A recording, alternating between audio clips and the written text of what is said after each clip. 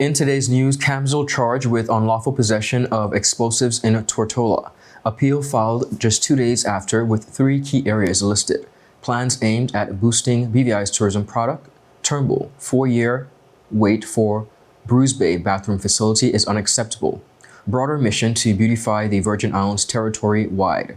RYAN-RYMER takes over from retired PHYLLIS Evans. Talented students display their work. CARIFTA spots and records highlight over the weekend. Described as a cooperating witness in USVI fraud and corruption case, St. Kitts Crown Counsel charged with aiding murder suspect. We have the details of this and so much more on the local, regional, as well as international scene. Some claim that the age of a true gentleman is far behind us, but we disagree. He may appear in different guises today, but the values and ideals that make him a gent still stand. The Art of a Distinguished Gentleman by yours truly, Ron Grant, presents Season 7. Introducing Travi Rose, Creative Director. Alex Lake, Businessman. Sean Black, Cinematographer. Dakari Wheatley Adams, Content Creator. Donandre Millwood, Educator and Musician. Hashim Dream, Entertainer. James Todman Sr., Contractor. Dr. Albert Tompkins, Psychotherapist. Walter Barrett, Author. Rakim Todman, Producer and Engineer. Kamal Letzum, Photographer. Roosevelt Smith III, Sales Manager and Hospitality Professional. Leland Abraham, IT Technician and Cybersecurity Analyst. The Art of a Distinguished Gentleman Season 7 coming January 29th at 8 p.m. exclusively on 284 Media. Get ready to reason, reflect, and redefine yourself through the stories of real-life heroes. The Art of a Distinguished Gentleman Season 7, Raising a Generation of Greatness. Voted Top 35 Gentleman Podcast Worldwide by FeedSpot and BI Icon Award winner.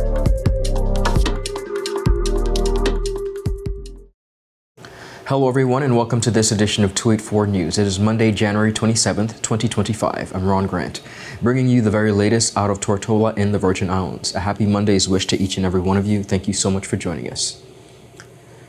A 28-year-old man from St. Thomas USVI has been charged with unlawful possession of explosives following an incident on the western end of Tortola during the early hours of Wednesday, January 15th. The suspect, identified as Shamari CAMSEL, was apprehended after officers of the Royal Virgin Islands Police Force intercepted a suspicious vehicle linked to multiple reports of gunshots in the area. According to Acting Commissioner of Police Jacqueline Vanterpool, officers responded promptly to the reports and attempted to stop a vehicle that attempted to evade capture. However, their efforts were unsuccessful, and a search of the vehicle uncovered a package containing 200 rounds of 9mm ammunition. CAMSEL was taken into custody and later charged with the offense. He was remanded to His Majesty's Prison following his initial court appearance. The Royal Virgin Islands Police Force has emphasized its commitment to safeguarding public safety and maintaining vigilance against activities that threaten the security of all Virgin Islanders. They said, and I quote, "The safety of our residents and visitors remains our top priority, and we will continue to take strong action against anyone engaged in activities that pose a risk to the community." Acting Commissioner Vanterpool, during the press conference, stated, "Now investigations into the incident are ongoing, and the Royal Virgin Islands Police Force is urging anyone with information or knowledge of the suspicious activities to come forward." The Royal Virgin Islands Police Force say they encourage residents and visitors to confidentially report any suspicious activities by contacting Crime Stoppers at 800-8477 or the Royal Virgin Islands Police Force Intelligence Unit at 368-9339. On January 23rd, 2025, just 2 days after Senior Magistrate Tamia Richards ruled that both the Honorable Myron V. Wallman and Lorna Stevens had a no case to answer over the breach of trust case in the Elmore Stout High School perimeter wall brought against them in 2022, Director of Public Prosecutions, Mrs. Tiffany Scatliff Aspirant, filed an appeal against the Senior Magistrate's decision. Areas for which the DPP filed her appeal are said to be: the DPP alleges that the Magistrate Richards exceeded her jurisdiction in the case, the legal evidence substantially affecting the merits of the case was rejected by the court, and 3, the decision of the magistrate, she said, is unreasonable. The ruling by Senior Magistrate Tamia Richards, delivered on Tuesday, January 21st, effectively clears both Wallman and Stevens of any wrongdoing in the high-profile case. Honorable Wallen, who was represented by attorney Terrence Williams, and Stevens, who was represented by Valston Graham, have maintained their innocence since charges were filed. The case stems from allegations surrounding the construction of a perimeter wall at the Elmwood Stout High School. Wallen was one of 3 individuals charged following a 2020 criminal investigation into the project. The other accused was Kelvin Thomas, 55, of Chowell Estate, and Stevens, a former public officer. In 2021, a specialist investigative team was appointed to conduct a thorough, they say, review of the police investigation into the project. The charges brought against Wallen and Stevens were part of the fallout from that review. While the judgment marks a significant development, further updates are expected regarding the implications of the ruling and the status of the charges against Kelvin Thomas. Honorable Wallen, who was previously expressed confidence in his innocence, has not yet issued a statement following the court's decision. The case has drawn significant public attention given Wallen's position as a high-profile public servant and elected representative. Premier of the Virgin Islands, Dr. the Honorable Natalia D. Wheatley, during a recent press conference, spoke directly to key areas of focus in tourism for 2025. Premier Wheatley highlighted areas he deemed necessary to elevate the BVI's tourism product, all which he said will be outlined in a national tourism plan, yet to be released.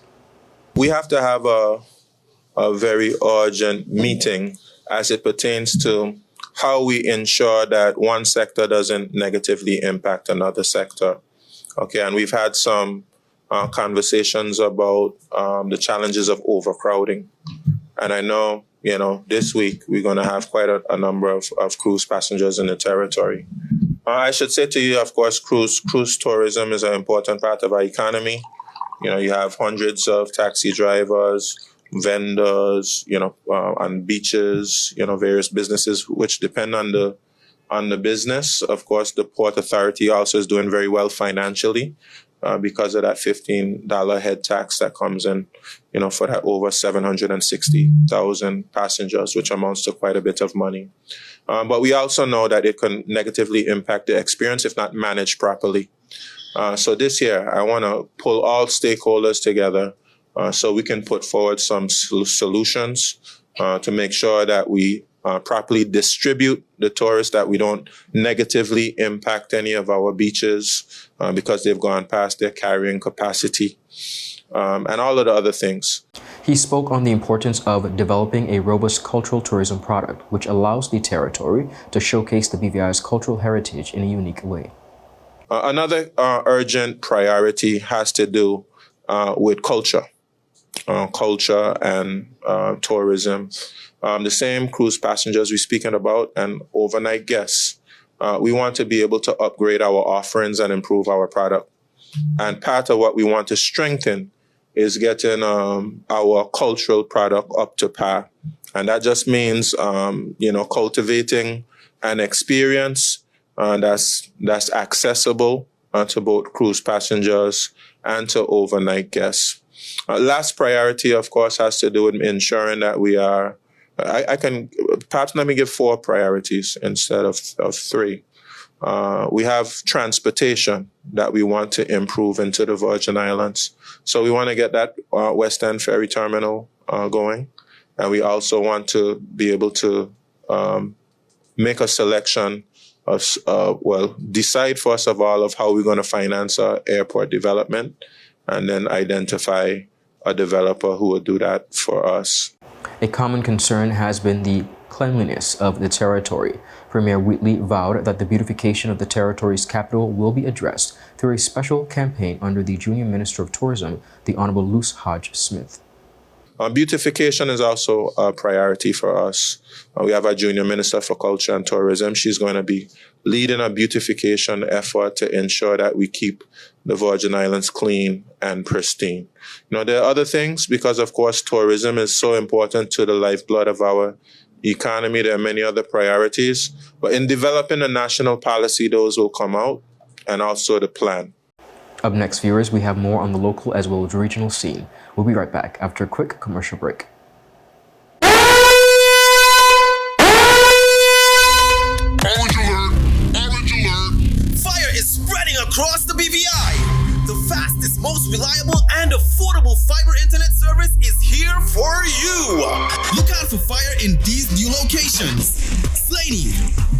Burnham, Manual Reef, Seacows Bay, Albion, Hannah's, Palestina, Pleasant Valley, and Havers. Fiber is in your area. Call 444-4444 or visit a CCT store to find out more and bring it home. More locations coming soon.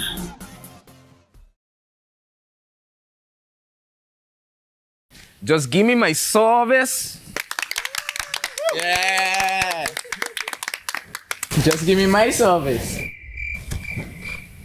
Just give me my service. Make the switch to CCT and get connected today. Unlimited talk, text, and data.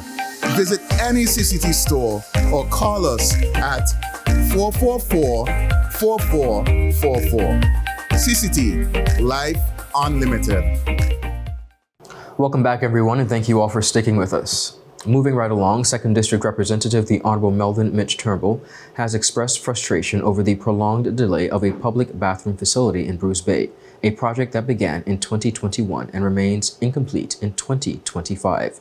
The facility's opening now hinges on the arrival of an electrical component for the sewage treatment system, according to Turnbull, who said he was asked by the Deputy Premier not to raise questions about the project in the House of Assembly. He spoke in an invited comment to Tweet 4 Media, stating, and I quote, "It is since 2021 this bathroom started and it is now 2025. We need this bathroom open." Turnbull said, emphasizing the facility's importance for both local residents as well as tourists. The legislator highlighted the project's significance for the area and tourism sector, noting several tourism properties in the vicinity that would benefit from the public facility. He said, and I quote, "We need to ensure that the people of Bruce Bay and surrounding communities, as well as visitors, are able to access that bathroom."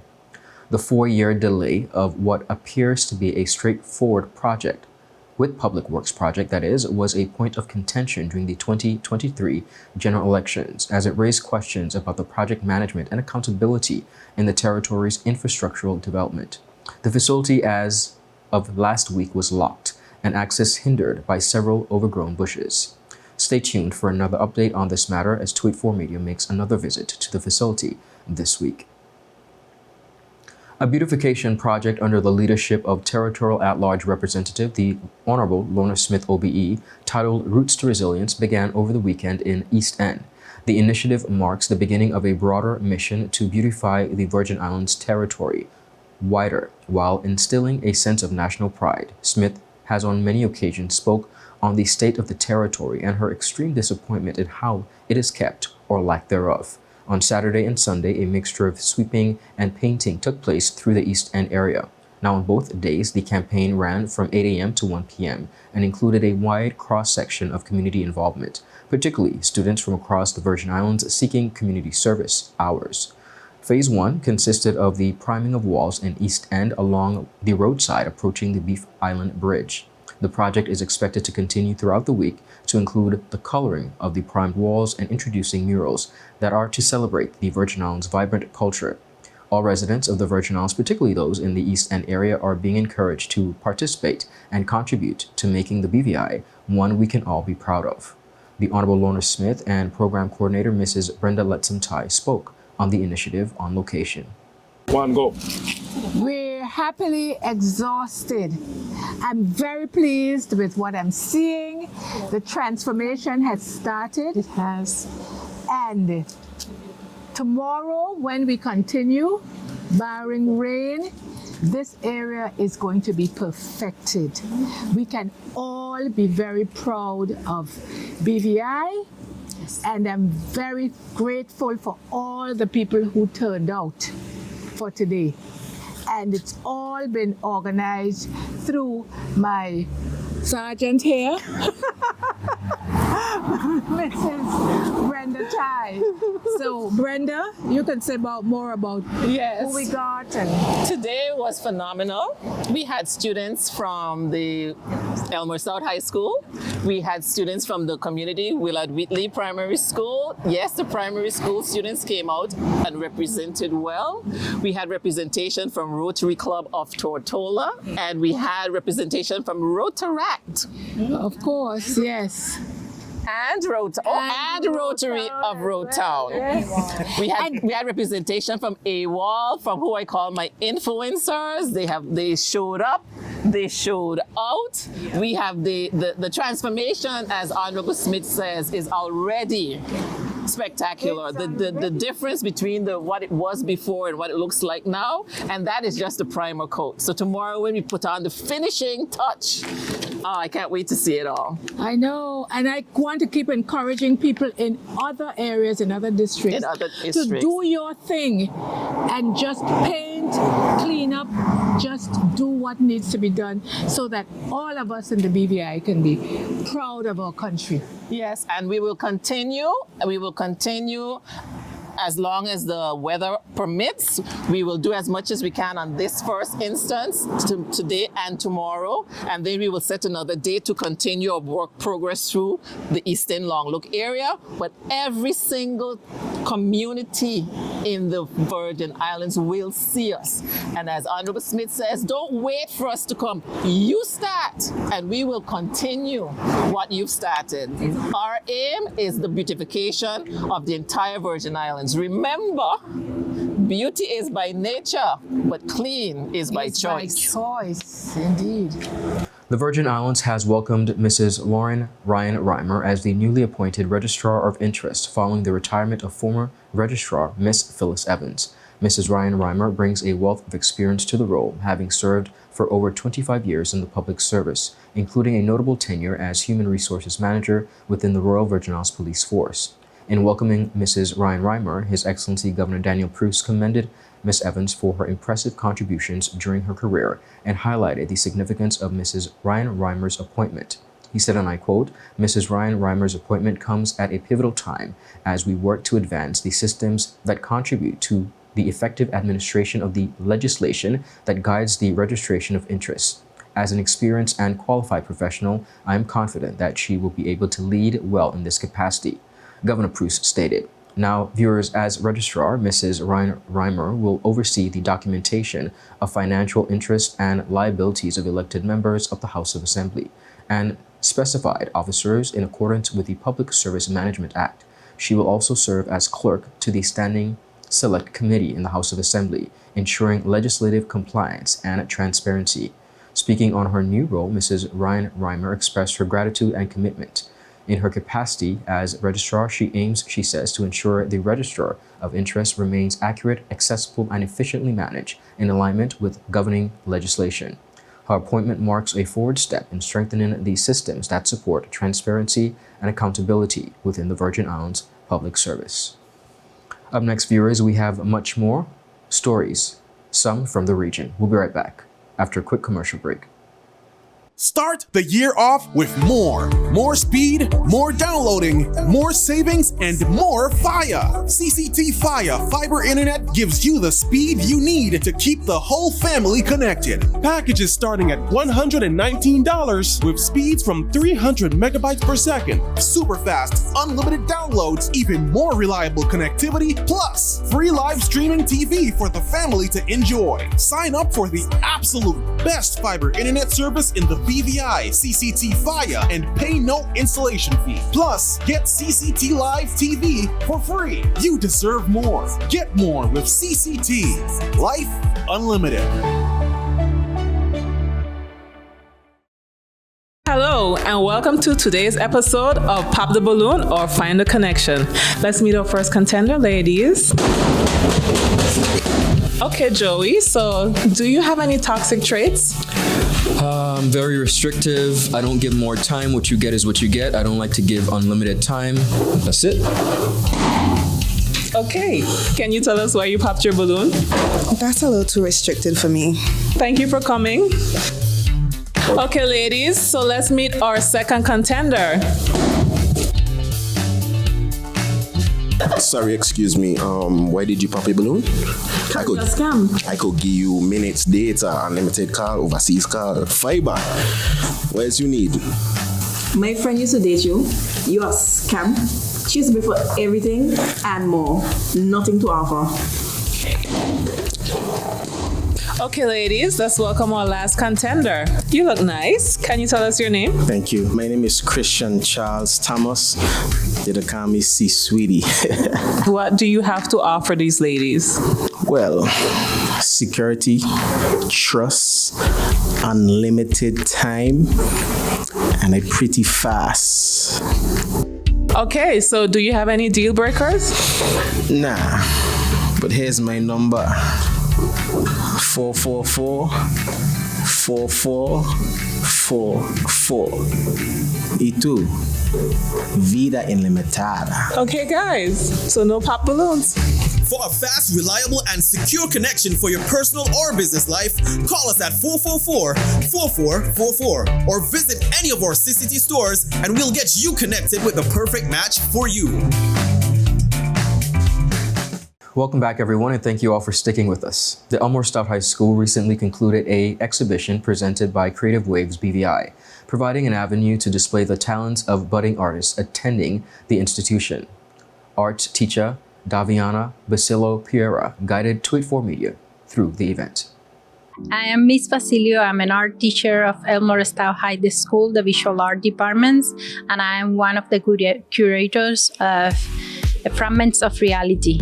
When I first had the idea of having an art exhibition, it was because we have the needs of have a show for the 12th grader students that they are going to do CXC this year, and they need to display their work as part of their portfolio to present for their exam.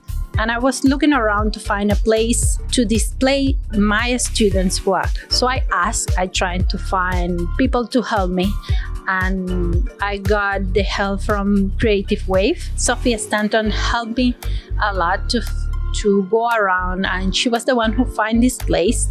She helped us a lot with the setting up of the exhibition. So when we find this place, it was really big for just my students. So in that moment, I decided to bring together the whole visual art departments. First, thinking in the 12th grader for the CXC exam, but the space still been really big. So we join all together. We bring all the students' art from our department, and it's how you can see this amazing exhibition. We got first as a sponsor Creative Wave. It's our biggest sponsor for this exhibition. Then we have a sponsorship from Marine Max Images. We have a sponsorship from Mr. Nice Guy. All of them help in an important way to get this exhibition done. And from the public, we have a great feedback. They can help us sending messages about how they find the exhibition, if they like it, what they like, and that will encourage the students. Because if you see around, you don't see a lot of art in the country. There is no a gallery where you can go and see the art of local artists that are creating a lot of stuff every day. So the kids don't see themselves making a life as an artist. We want to do more exhibitions in the future. This one, I think, is set up a good beginning for us. I think we can get more help, more support from other entities, so we can repeat this amazing exhibition again. BVI athletes showcased exceptional performances on both local and international stages over the weekend, with 3 athletes securing spots in the 2025 CARIFTA Games and others breaking records at the collegiate level. Our Kamal Haynes has more on this report. Saviana Joseph, Neil Gillings, and Kijana Corwood became the first athletes from Team British Virgin Islands to qualify for the highly anticipated 2025 CARIFTA Games set for April in Trinidad and Tobago. Joseph, the 2022 CARIFTA Under-17 gold medalist, achieved her qualification at the Rad Sports College Invitational in Florida on Friday. She delivered an impressive 12.11 meter throw in the shot put to claim clinch first place. On the local front, during the Dyke Samuels Development Meet number 2 on Saturday, Gillings earned his spot with a stellar performance in the under 17 100-meter race, clocking 11.17 seconds to surpass the qualification standard. McCallwood followed suit, achieving a qualifying mark of 37.08 meters in the discus event. BVI athletes competing at the collegiate level also delivered outstanding results, setting records and personal bests. Kimberly Smith, representing Eastern Washington University, made headlines at the Loren McCloskey Memorial Open with a 6.25 meter jump in the long jump event. Her performance secured the top spot, set a new school record, and marked a personal best. At the RYAN Sports College Invitational and Multi-Event, Jordan Thomas of St. Thomas University won her heats in the 200 meters and 60 meter prelims. She clocked 25.38 seconds in the 200 meters and 7.66 seconds in the 60 meter prelims. In the men's 300 meter dash, Adriano Gums placed first in heat 3 and 4th overall in the finals with a time of 34.80 seconds also at that event. At a Hilltop Invitational, Tyrese James, representing North Iowa Area Community College, placed second in the finals of the 60 meters, running 6.85 seconds. And meanwhile, Bruce Huggins of Mount Mercy University finished 6th in the same event, clocking 7.14 seconds. Reporting for 284 News, I am Kamal Haynes. According to the VI Consortium, David Whitaker is now being described by the federal government as a cooperating witness, a designation being made public for the first time as prosecutors and defense counsel filed a joint motion on Thursday to delay his sentencing, currently scheduled for April 7th in the United States Virgin Islands. Now, viewers, the motion brings to the fore Whitaker's critical role in ongoing legal proceedings, positioning him as a key figure in multiple high-profile cases with potential far-reaching implications. In an official comment, they said the United States anticipates calling defendant Whitaker as a cooperating witness and two different trials, which are not anticipated to conclude until the end of 2025. Now, the motion said, referring to the trials of Ray Martinez and Jennifer O'Neill, as well as Calvert White and Benjamin Hendricks. Last September, Mr. Whitaker pleaded guilty to offering at least one government official bribes in exchange for expedited payments to his company's invoices. Meanwhile, Mr. Martinez and Ms. O'Neill were provided with court-appointed attorneys on a temporary basis after the court learned during a Thursday status conference that they did not yet have official private representation. Both parties now have until January 31st to file a financial affidavit with the court. Mr. Martinez and Ms. O'Neill face charges of honest services wire fraud scheme, bribery, concerning programs received federal funding, as well as money laundering conspiracy. They have pleaded not guilty. The Director of Public Prosecutions of St. Kitts and Nevis has charged Crown Counsel Prosecutor Shantrick Dorset with multiple offenses related to her alleged role in helping a murder suspect evade justice. Dorset faces charges of accessory after the fact to murder, attempting to pervert the course of justice, misconduct in public office, as well as corruption. The charges stem from the July 2024 murder of Akeem Archibald, 29, who was shot while riding his motorcycle near the Connery Village home. Prosecutors allege Dorset used her official position to help the main suspect, Kyron Phillip, dispose of the murder weapon through an amnesty program. She is also accused of assisting Phillip in fleeing the country to avoid prosecution. The case has sent shockwaves through the Caribbean nation justice system as it involves allegations of corruption against a serving Crown Counsel prosecutor. Archibald was killed on July of 2024, the 20th, at 9:39 p.m. Phillip was initially identified as the main suspect by the Royal St. Christopher and Nevis Police Force before allegedly receiving assistance from Dorset to evade capture. Viewers, that is it for today's news roundup. Be sure to follow us for your daily news updates at 284 Media and 284 BVI on Instagram and X, formerly Twitter, as well as Facebook. And follow us on our WhatsApp channel for daily updates. I'm Ron Grant. Do have a safe and enjoyable evening, and of course, a wonderful week. Happy Monday. Goodbye.